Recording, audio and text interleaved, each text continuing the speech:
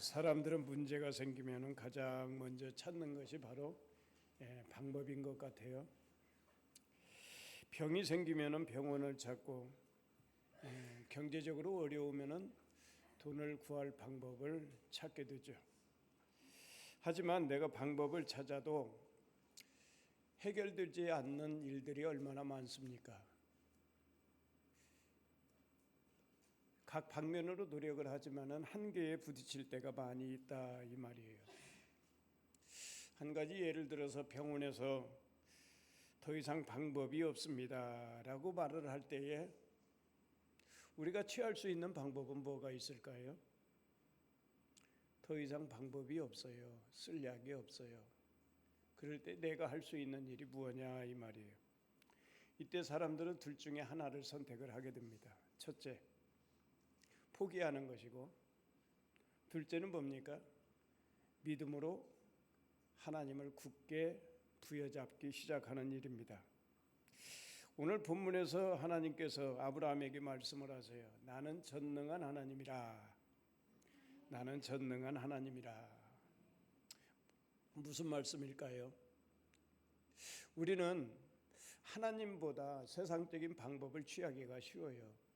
세상적인 방법을 찾다가 안 되면 낙심하고 절망하고 포기하고 그러지만은 하나님께서는 아브라함에게 너는 세상 방법보다도 네가 할 수 있는 그 어떤 수단과 방법보다도 또는 포기하거나 절망하거나 낙심하지 말고 나를 바라봐라. 나를 바라봐라.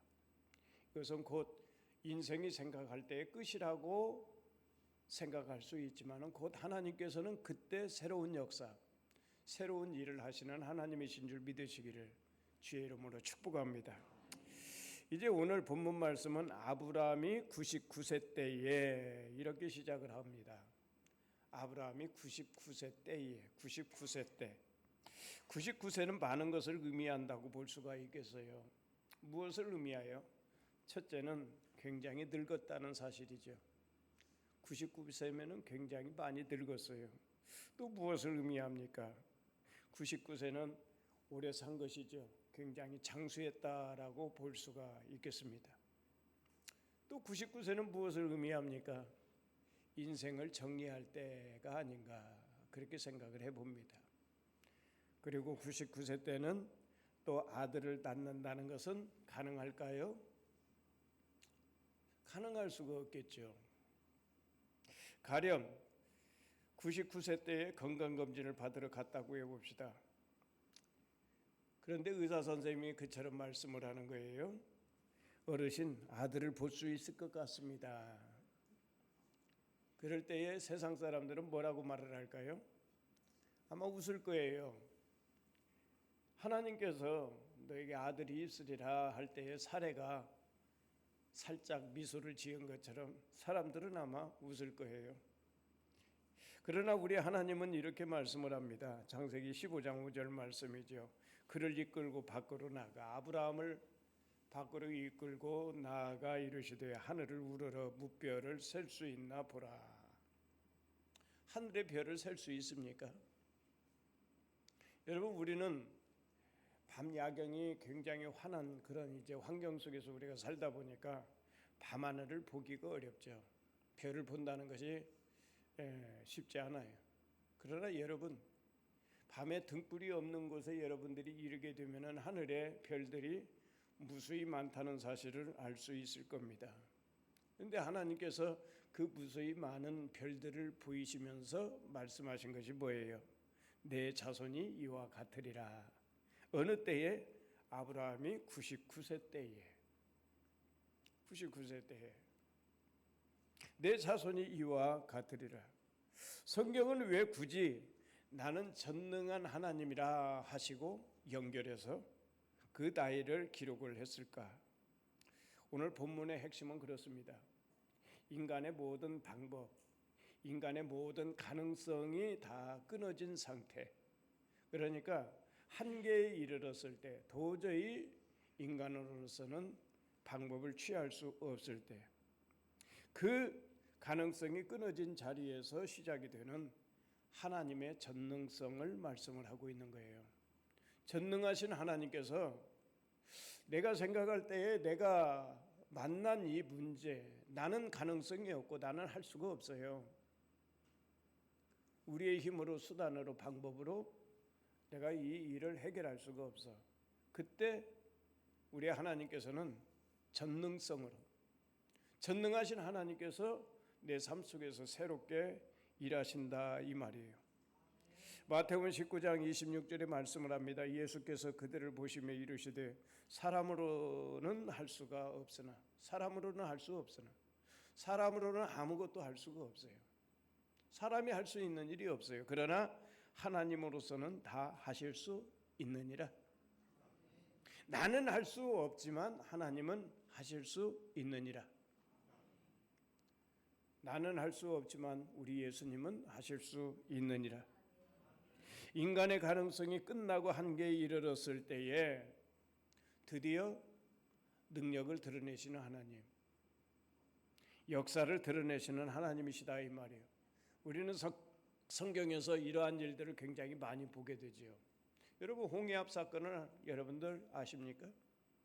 출애굽을 했을 때에 광야로 진입을 하는데 뒤에서 애굽 병사들이 쳐들어옵니다.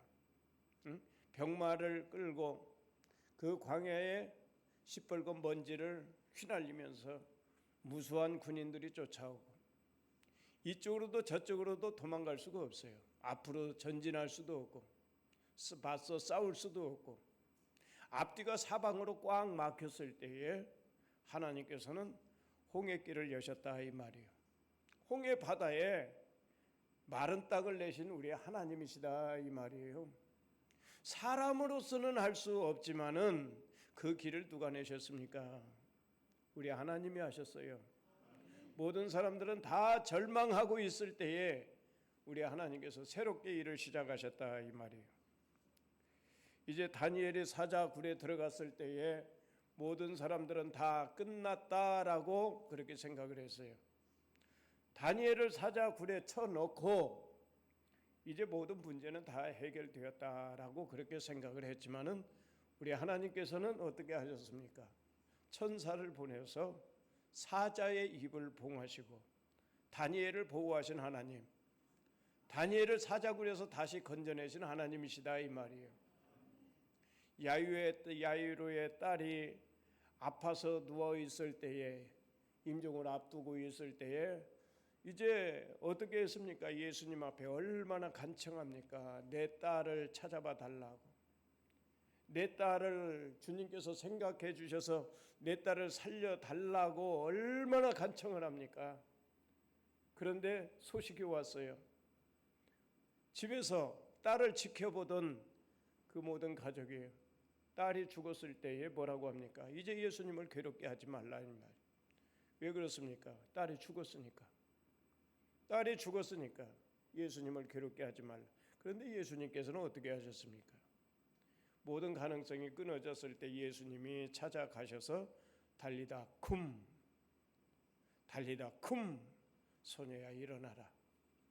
그때 예수님께서는 이런 역사를 드러내셨다 이 말이에요. 나사로의 이제 죽음을 두고도 예수님께서 뭐라고 하셨습니까? 이제 바르다는 냄새가 나나이다. 벌써 냄새가 나나이다. 시신이 썩어서 냄새가 나고 있는 그 상황에서 예수님께서는 하나님의 영광을 말씀을 하세요. 그리고 나사로야 나오라 할 때에 나사로가 걸어 나왔던 사실을 우리는 너무나도 잘 알고 있습니다. 여러분, 이것이 소설입니까? 내가 믿는 하나님의 전능성인 줄 믿으시기를 주의 이름으로 축복합니다. 사람으로는 할 수가 없어요. 이 모든 상황에서 사람이 할 수 있는 일은 아무것도 없다 이 말이에요. 가능성이 0.01%도 없어요. 한계입니다. 이것이 인간의 한계. 그런데 이 인간의 한계를 뛰어넘는 것이 하나님의 전능성이고 이 인간의 한계를 뛰어넘어서 하나님께서 하시는 일이다 이 말이에요. 아브라함이 99세 때에 여호와께서 아브라함에게 나타나서 그에게 이르시되 나는 전능한 하나님이라. 나는 전능한 하나님이라. 이 전능한 하나님이라 이것을 히브리어로 엘샤다이라고 얘기를 합니다. 엘샤다이. 엘은 하나님이고 샤다이 전능성. 전능하신 하나님. 전능하신 하나님은 어떤 하나님이십니까? 태초에 하나님이 천지를 창조하시리라. 그 하나님이 바로 전능하신 하나님 엘샤다이의 하나님이십니다.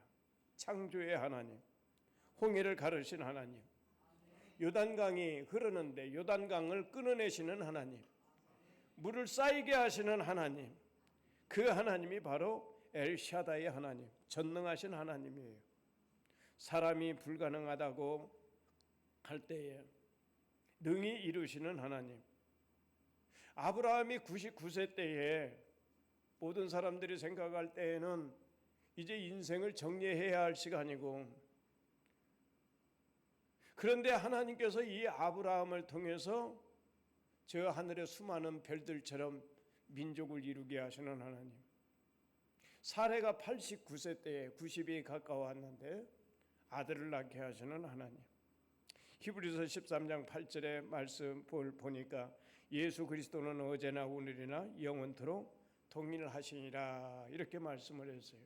여러분들 요한복음 1장부터 시작을 하면은 이 예수님께서 바로 천지를 창조하시고 모든 만물이 그로 말미암아 이제 있었다는 사실을 말씀을 하고 있습니다. 그 예수님은 어제나 오늘이나 동일하다고 말씀을 하고 있어요. 무슨 말씀입니까?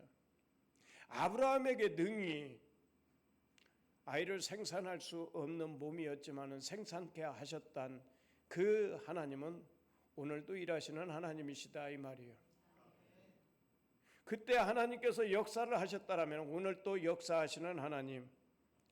오늘 내가 생각할 때 불가능하다고 생각을 하고 오늘 나의 삶 속에서 내가 할 수 없는 일, 나는 한계에 이르렀지만은 그 한계를 뛰어넘는 분이 누구시냐? 바로 예수님이라는 사실입니다.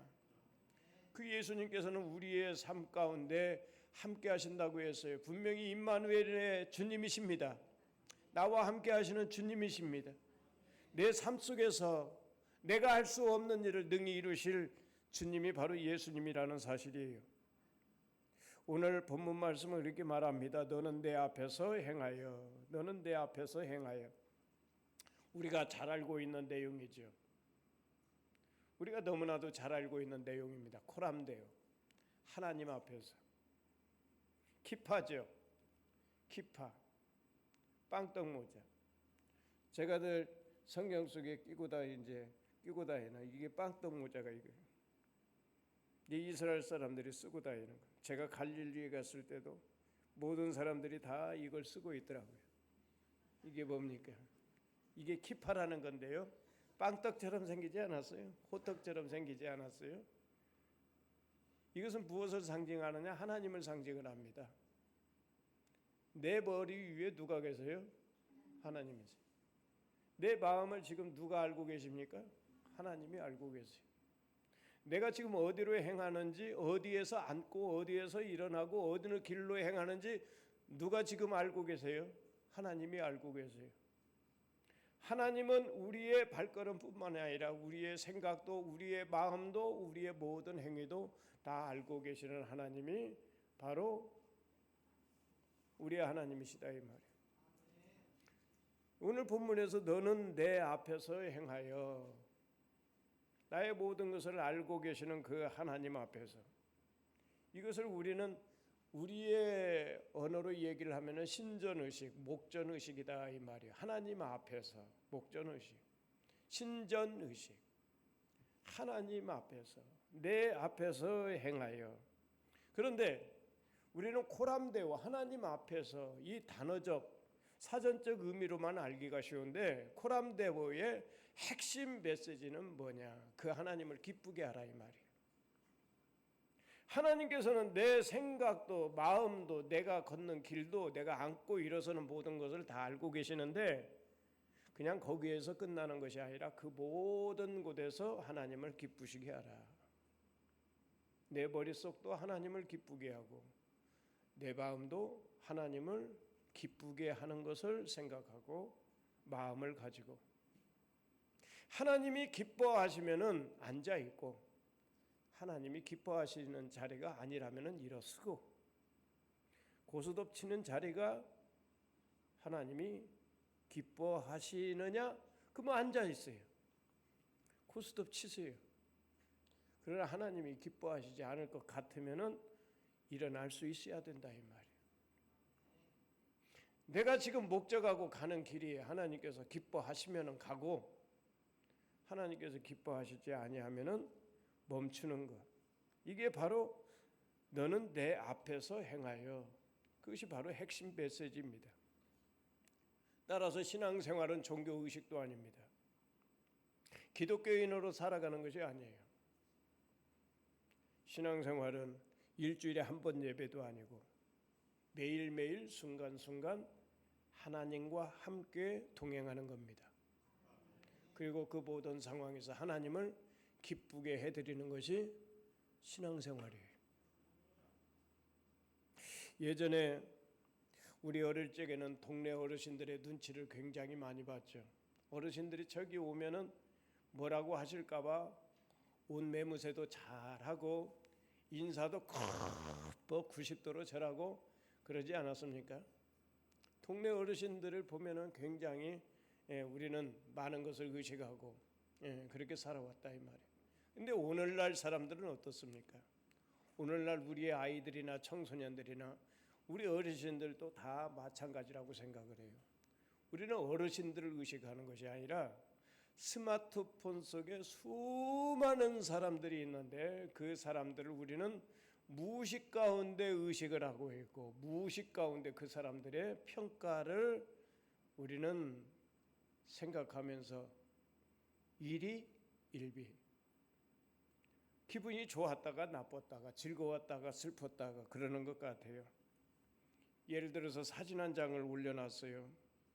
그런데 좋아요를 계속 눌러줍니다. 좋아요가 많아지면 어때요? 기분이 좋죠. 근데 좋아요가 안 눌러져. 사람들이 누르지 않아. 그럴 때는 어떻습니까? 좀 그렇죠. 댓글이 달렸어요. 아주 좋은 댓글이 달렸을 때는 기분이 좋죠. 그런데 악플이 달렸다고 생각을 해봐요. 얼마나 괴롭고 씁쓸한 일입니까? 하루에도 몇 번씩 스마트폰을 확인을 합니다. 좋아요가 올라갔는가 내려갔는가. 반대로 반응이 없으면 어떻습니까? 제가 무슨 말씀을 드리려고 하는가 하면은 우리는 사람들의 평가는 이처럼 우리가 민감하게 반응을 하는데, 오늘 너는 내 앞에서 행하여 코람대 후에는 우리가 얼마나 민감하게 반응하느냐 이 말이에요. 우리는 여기에 굉장히 둔감해 있지 않습니까? 둔감해 있지 않아요? 얼마나 우리는 하루를 살아가는데 우리 주님과 더불어서 동행하고 있습니까? 얼마나 우리 주님과 함께 하고 있느냐 이 말이에요. 우리 주님을 얼마나 의식을 하고 있습니까? 내가 하루를 살아갈 때에 내가 할 수 있는 일이 잘 풀려서 즐거운 그런 시간들도 있겠지만 일이 잘 풀리지 아니하고 막막하고 답답할 때도 있을 텐데, 우리는 그런 때에 전능하신 하나님을 얼마나 의식을 하고 있느냐 이 말이에요. 엘샤다이 하나님, 이 상황에서 나를 도와줄 수 있는 하나님, 그 하나님을 향해서 우리는 감사합니다. 예? 그런 민감된 삶을 우리는 얼마나 살고 있느냐. 성경에서 가장 무서운 병이 뭐라고 생각을 합니까? 혈루병 여인입니까? 중풍병입니까? 성경에서 가장 무서운 병은 납병이라고 말을 합니다. 한센병이라고 하기도 하죠. 예전 성경에서는 문둥병이라고 얘기를 합니다. 문둥병이 왜 무서우냐 하면은 감각이 없는 거예요. 감각이 없는 거예요. 감각이 없고 통증이 없고 그러다가 죽는 병이 납병이다 이 말이에요. 곧 무엇을 말을 하느냐? 우리는 하나님에 대해서 굉장히 민감하고 우리는 하나님과 더 가까이 늘 하나님을 의식하면서 하나님과 관계 속에서 살아야 되는데, 우리는 주변의 사람들의 평가, 사람들의 눈은 의식을 하고 사람들에게 거칠해, 사람들에게 우리의 겉모습, 이런 것들을 굉장히 중요시 생각하면서 내 위에 계신 그 하나님은 우리가 의식하지 않는다는 사실, 그 하나님은 무시하고 그 하나님과 관계없이 살아가는 때가 얼마나 많이 있느냐 이 말이요. 우리 하나님께서는 오늘 말씀에 완전하라 합니다. 완전하라. 이 완전히 히브리어로 타밈이라고 하는데 이것은 완벽한 삶을 말을 하는 것이 아니에요. 하나님께서 완전하라고 했을 때 도덕적으로 윤리적으로 죄가 없는 완벽한 그런 삶을 여러분들에게 원하시는 것이 아니에요. 이 완전함은 어떤 것이냐? 좌루나 우루나 치우치지 말고 끝까지 하나님을 바라봐라 이 말이에요. 끝까지 하나님을 신뢰하라. 끝까지 하나님을 신뢰하라. 운전을 할 때 여러분들 핸들을 놓을 수 있습니까? 요즘 고속도로 운전을 하다 보면은 그렇습니다. 자율주행이라 믿고 운전대를 놓으면은 꽝. 이런 풀랑이 굉장히 많이 써 있더라고요. 요즘 차들은 잘 나와 가지고요. 이제 선을 넘으려고 하면은 뭐 이렇게 자꾸 이 스타리아 교회 새 차 구입한 거죠. 선을 넘으려고 하면은 자꾸 이렇게 안쪽으로 못 넘게 제가 스스로 핸들을 잡아주더라고요. 이야 희한하대. 그래서 한번 놓아봤어요. 살살 완전히 놓아가지고 핸들이 넘어가면 안 되니까 살살 한번 놓고 한번 주행을 해보니까 약간의 커브길도 지가 자율주행처럼 정말 운행을 스스로 하더라고요. 그런데 앞에 계기판에서 핸들 잡으라고 계속 화면이 바뀌면서 핸들 잡으라고 하더라고요. 여러분 운전할 때 핸들을 놓으면 어떻게 됩니까? 여러분의 집으로 여기에서 이제 운전을 하고 집으로 간다고 해봐요. 여러분 한순간이라도 핸들을 놓을 수 있습니까? 단 몇 초만 놓아도요. 차는 어떻게 됩니까? 그냥 앞으로 달리는 거예요. 앞에 건물이 있든지 앞에 강이 있든지 앞에 뭐가 있든지 장애물이 있든지 그냥 차는 달리는 거예요. 여러분들이 집까지 가는데 30분이라고 했을 때 30분 동안 단 몇 초도 여러분들은 졸아서도 안 되고 단 몇 초도 여러분들은 해차라서도 안 되고 핸들을 꼭 잡고 있어야 된다 이 말이에요. 신앙생활도 그랬다 이 말이에요. 완전하라 했는데 이 완전함은 무엇입니까? 우리는 하나님에게서 눈을 떼서는 안 되고 우리는 하나님을 계속해서 주시해야 되고 의식해야 된다 이 말이에요. 내 인생의 주권자는 하나님이세요. 내 인생의 인도자는 하나님이시고 생사화복의 주권자, 빈부, 기천이, 높고 낮음이 다 하나님께 있으므로 우리는 누구를 바라봐야 되느냐? 하나님을 바라볼 수 있어야 된다. 전능하신 하나님, 엘샤다이 하나님, 그 하나님을 바라볼 수 있어야 된다. 전능하신 하나님을 끝까지 신뢰하는 사람이 결국 하나님의 역사를 경험하게 될 겁니다. 아브라함이 99세가 되도록 우리 하나님께서는 침묵하셨습니다. 왜 그랬습니까?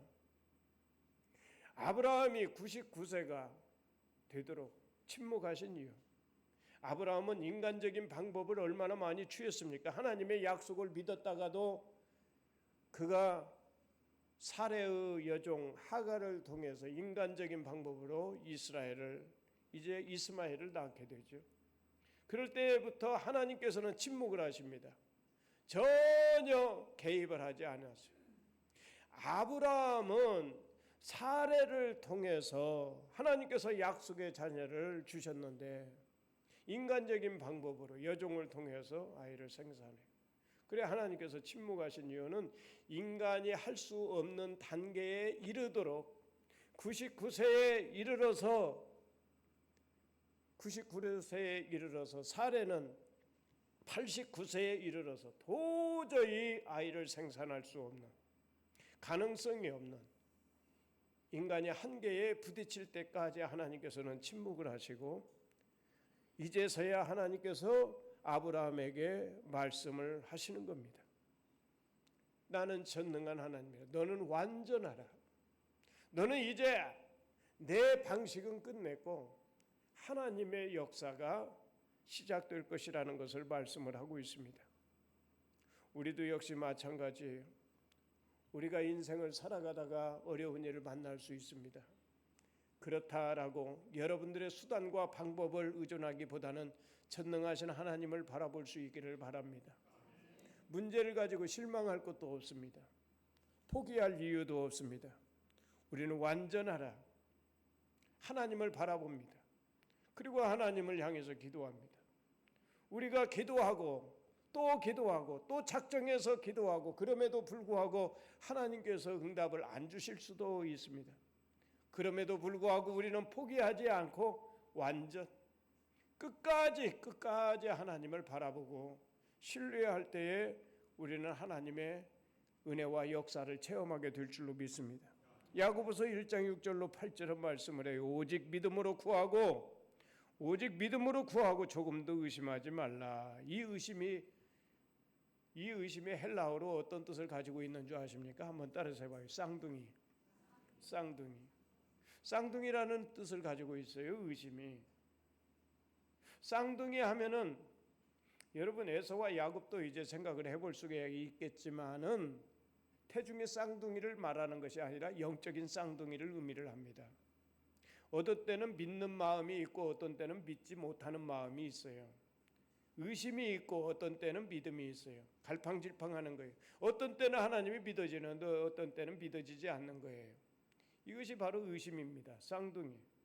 이런 쌍둥이가 누가 있습니까? 바로 도마죠. 도마가 쌍둥이에요.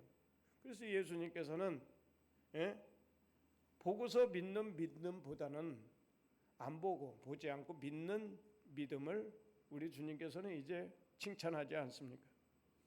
오직 믿음으로 구하고 조금도 의심하지 말라. 의심하는 자는 마치 바람에 밀려 요동하는 바닷물결 같으니 이런 사람은 무엇이든지 죽게 얻기를 뭐라고 했습니까? 생각하지 말라. 두 마음을 품어 모든 일에 정함이 없는 자로다. 이런 사람은 무엇이든지 죽게 얻기를 생각하지 말라. 주님께 내가 얻고 주의 역사를 내가 체험하기 위해서는 어떻게 해야 됩니까? 오직 믿음으로 구하고. 성경에서 쌍둥이는 도마만 말하고 있는 것이 아니에요. 이스라엘의 정탐꾼 가운데 10명의 정탐꾼도 쌍둥이들이죠. 영적인 쌍둥이들. 저들은 전능하신 하나님이라고 찬송했던 사람들이에요. 홍해바다를 건너고 홍해바다를 가르신 하나님, 전능하신 하나님, 온 백성들과 더불어서 소고치며 춤추며 하나님께 모든 영광을 올려드린, 홍해바다를 가르시고 우리를 건너게 하시고 그 가운데 애굽의 모든 병사들을 다 수장시키신 하나님, 그 하나님을 찬송했던, 전능하신 하나님을 노래했던 이들이 가나안 정탐을 했을 때 아낙 자손들을 바라보고 뭐라고 말을 합니까? 민수기 13장 33절에 보니까 거기서 네피림 후손인 아낙 자손의 거인들을 보았나니 우리는 스스로 보기에도 메뚜기 같으니 그들이 보기에도 그와 같았을 것이니라 하면서 모든 백성들을 낙심케 하면서 모든 이스라엘 백성들을 절망케 했던, 모든 이스라엘 백성들을 선동을 해서 하나님이 약속하신 바, 하나님이 주마하신 바 가나안 땅을 돌이켜 등지게 하고 애굽으로 돌아가게 하면서 절망케 했던 사람들이 바로 이들 아닙니까? 오늘 우리도 역시 마찬가지예요. 오늘 우리도 하나님의 전능하심을 내가 믿습니다. 엘샤다이, 전능하신 하나님, 전지를 창조하신 하나님, 홍해를 가르신 하나님, 무덤에서 나사로를 불러내신 하나님, 죽었던 자도 달리다 쿰 일어나게 하시는 하나님, 그 하나님을 우리는 믿습니다. 전능하심을 믿습니다 하면서도 우리는 스스로 한계를 정해버리는 그런 신앙인이 되지 않았는가? 그때는 그렇고 지금은 그 믿음의 선진들에게는 그렇지만은 나에게는 우리는 스스로 한계를 정해버리고 우리에게는 가능할까? 될까? 기도하지만은 하나님이 응답을 주실까? 우리는 선택적 그런 믿음을 가지고 있지 않느냐 이 말이에요. 오직 믿음으로 구하라. 오직 믿음으로 구하고 의심하지 말라. 믿음의 핵심은 무엇이라고 생각을 합니까? 주님께서는 내 믿음의 크기를 보고 응답을 주시고 안 주시고 합니까? 믿음의 핵심은 내 믿음의 크기가 아니라 전능하신 하나님을 믿는 거예요. 내 믿음의 크기가 아니라 예수님을 믿는 겁니다. 내 믿음의 크기가 아니라 예수님의 십자가를 믿는 거예요. 예수님의 왜 죽으셨고 예수님이 왜 살아나셨는가? 사망 권세를 깨뜨리시고 이미 예수님께서는 우리에게 생명길을 열어놓으시고 우리는 예수님의 영원한 생명에 연합한 자가 되게 하신 것, 이 예수님이 하신 일이에요. 내 믿음의 크기에 따라서 내가 구원받고 못 받고가 아니라 예수님을 내가 믿고 예수님의 십자가를 믿고 예수님께서 하심을 믿는 그 믿음을 통해서 우리가 구원을 얻게 되는 줄로 믿습니다. 아브라함이 99세 때에 찾아오신 하나님은 아브라함의 입장에서는 하나님 너무 늦게 오시지 않았습니까? 그렇게 생각할지도 모르겠어요. 99세는 아브라함의 한계지 하나님의 한계가 아니다. 아브라함은 더 이상 할 수가 없지만은 그러나 하나님께서는 바닷가의 모래같이 하늘의 별같이 약속을 하셨고 약속을 이루신 하나님이십니다. 약속을 그대로 성취하신 하나님이세요. 하나님께서 이삭을 주시고 야곱을 주시고 12 아들을 주시고 그 아들들을 통해서 60만 장정을 이루신 하나님이시다 이 말이에요. 그 하나님이 나의 하나님이십니다. 아브라함의 하나님이 나의 하나님이십니다. 전능하신 하나님이 나의 하나님이시대요. 기독교 신앙은 믿는 자에게는 능치 못한 일이 없느니라. 내가 무엇을 할 수 있는 것이 아니에요. 전능하신 하나님을 믿는 겁니다. 오늘 여러분들의 한계는 무엇입니까? 분명히 우리에게는 한계가 있습니다. 건강에 한계가 있고 경제적인 한계를 가진 성도님들도 있을 거예요. 자녀를 내 마음대로 할 수 없는 그런 한계가 있을 수도 있습니다. 다른 해결되지 않는 문제들도 있을 겁니다. 오늘 하나님께서는 우리에게 동일하게 말씀을 하십니다. 나는 전능한 하나님이라. 나는 전능한 하나님이라. 너는 내 앞에서 행하여 완전하라. 아멘. 기도합니다. 하나님 감사합니다. 전능하신 아버지 하나님을 찬송하고 전능하신